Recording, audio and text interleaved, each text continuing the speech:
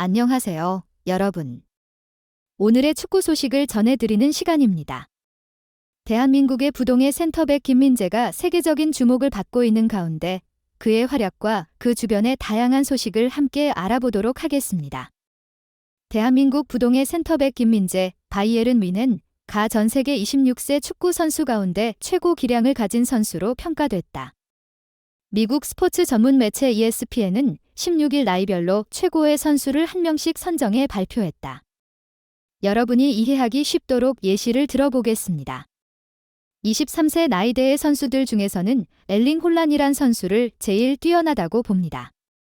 그는 현재 맨체스터 시티라는 경기팀에 소속되어 있어요. 또한 엘링만큼이나 능력을 갖춘 24세 선수는 킬리안 음바페입니다. 그는 파리 생제르맹이란 팀에서 뛰면서 나이 단위별 최고의 선수 타이틀을 차지했습니다. 그러한 평가 방식으로 나이가 16세부터 36세까지의 선수 중에서 가장 최고의 선수를 선정하는 프로젝트가 진행되었는데요. 그 과정에서 김민재는 26세 사이의 선수 중에서 1위를 차지했어요.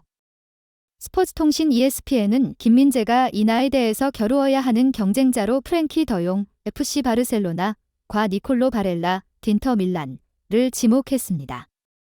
그러나 이들을 소개하면서 더용과 바렐라는 공격적인 역할을 수행하는 중앙 미드필더로서 탁월한 선수라고 소개했지만 그들 두 선수는 그런 변화를 주도하는 대신 보조적인 역할을 수행한다는 특징지라고 덧붙였습니다. ESPN의 보고서는 이어서 김민재는 현재 유럽의 5대 리그에서 두 번째 시즌을 시작한 선수라고 설명하며 그가 이탈리아 나폴리에서 보낸 첫 시즌이 너무 과대평가되었을 수도 있다라는 의견을 덧붙였습니다. 그럼에도 불구하고 그는 조리는 그가 앞으로 5년 이내에 세계 최고의 센터백 가운데 한 명이 될 수 있다는 가능성에 주목하였다고 추가로 설명했습니다. 새로운 정보로 김민재는 며칠 전에 튀니지와의 시합에서 훌륭한 수비 능력을 보이며 외국 언론에서도 찬사를 받았습니다. 그는 전반적으로 수비 기밀을 보여주는 놀라운 일이 있었습니다. 손흥민이 소속된 토트넘에서 31세 이상의 선수 중에서는 무함마드 살라흐, 리버풀가 최고의 선수로 뽑혔습니다. 이강인, 파리 생제르맹, 같은 나이대인 22세의 선수들 중에서는 부카요 사카, 다스널가 최고의 선수로 지목되었습니다. 마지막으로 가장 연장자인 36세의 선수들 중에서는 리오넬 메시, 마이애미, 가 가장 뛰어난 선수로 선정되었습니다. 크리스토프 프로인트 단장은 16일 한국 시각 독일 키커를 통해 김민재는 점점 좋아지고 있다며 김민재는 축구와 훈련에만 전적으로 집중하는 훌륭한 선수다. 김민재를 바이에른으로 데려온 것은 행운지라고 극찬을 보냈다. 바바리안 풋볼은 프로인트 단장이 김민재가 바이에른에서 점점 발전하고 있다고 인정했다. 그는 나폴리에서 합류한 김민재가 경기장 위에서 바이에른의 소중한 선수이며 경기장 밖에서 믿을 수 없을 정도로 호감을 주는 캐릭터로 성장하고 있다고 느낀다는 프로인트 단장의 말을 전했다. 프로인트 단장이 김민재에 대해 칭찬을 보낸 것은 이번이 처음이 아니다. 프로인트 단장은 지난 10일 독일 스포엑스를 통해 김민재가 가면 갈수록 좋아지고 있다고 높게 평가했다. 이어 김민재의 패스 능력은 정말 압도적이다. 여기에 수비 능력은 기본으로 탑재됐다며 칭찬을 아끼지 않았다. 프로인트 단장은 김민재는 영입 당시부터 뛰어난 선수였다. 심지어 그는 점점 더 좋아지고 있다라며 특히 축구와 훈련에 전적으로 집중하는 선수라고 평가했다. 다음 뉴스. 김민재, D17의 소속팀 감독, 토마스 투헬, 50. 바이에른 뮌헨 감독이 선수단의 신뢰를 잃은 것으로 알려졌다. 이전 소속팀 시절부터 지적받은 마이웨이 운영이 또 한 번 문제가 된 모양새다. 독일 바바리안 풋볼은 15일 한국 시간 TZ의 보도를 빌려 뮌헨 선수들이 투헬의 지도 스타일과 의사소통에 불만을 품고 있다며 뮌헨 선수들은 투헬 감독이 선수들과 소통하는 방식을 좋아하지 않고 팀이 발전하지 않는 것처럼 느낀다고 전했다. 뮌헨 풋볼팀의 선수진이 불만이 터져나온 가장 큰 결정적인 요인은 대화 없이 체계적으로 그 팀을 운영하는 투헬 감독의 운영 스타일 때문인 것으로 드러났다.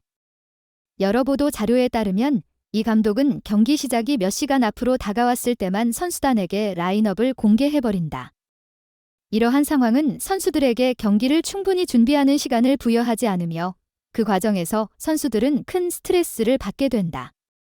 만약에 팀의 상황으로 인해 포지션 변경이 필요할 경우에는 이미 갖추지 못한 충분한 준비 시간 때문에 선수들의 부담은 더욱 커져만 간다. 미넨의 선수들은 투헬 감독보다 오히려 팀 코치인 졸트로우와 안소니 베리에게 의지하고 SNS 따라한다.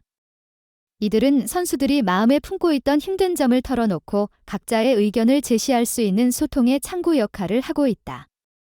여러 매체는 투헬 감독은 선수들과 개인적인 한대한 대화를 주도하거나 소통을 적극적으로 추구하는 사람이 아니다라며 이를 지적했다. 즉, 감독이 선수들과의 소통에서 문제가 있다는 비판이다. 그리고 이런 좋지 않은 팀 분위기는 그들의 성적에도 영향을 미쳤다.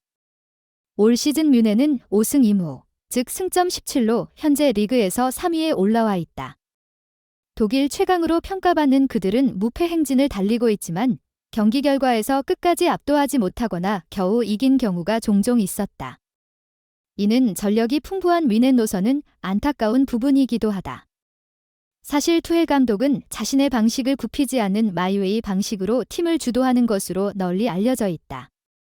이러한 행동 스타일 때문에 그는 이전에 속했던 클럽에서 여러 차례의 갈등을 겪었다. 투헬 감독은 도르트문트, 독일, 그리고 파리 생제르맹, 프랑스와 우호적이지 못한 관계로 이별을 했었다.